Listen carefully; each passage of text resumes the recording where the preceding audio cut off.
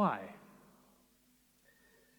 Noticing this a few years back led me on this long journey to get to the bottom of what it takes to focus in a world of distraction. I pored over hundreds of research papers from front to back.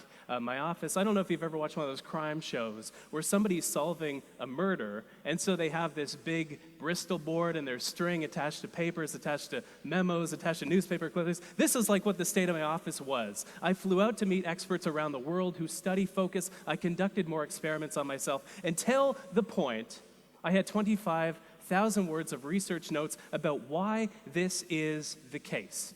How does technology influence our attention and our ability to focus?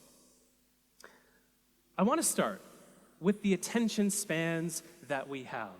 This is how we pay attention to the world around us and how much control we have over our focus. The research around this particular area is fascinating. It turns out that when we do work in front of a computer, especially when our phone is nearby, we focus on one thing for just 40 seconds before we switch to doing something else. And when we have things like Slack open as we're doing some work, this lowers to 35 seconds. But the reason that this is the case is not what we might think after looking at the research. We think the problem is that our brains are distracted.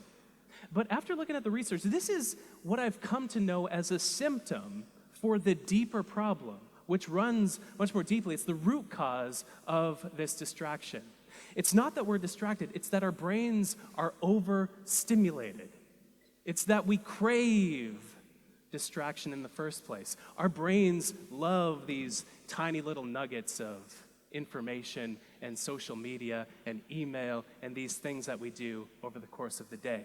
There's even a mechanism in our mind called the novelty bias, by which our mind rewards us with a hit of dopamine, one of those wonderful pleasure chemicals, the same one that we get when we eat and order a whole medium pizza from Domino's, the same one that we get when we make love. We get that same stimulation when we check Facebook.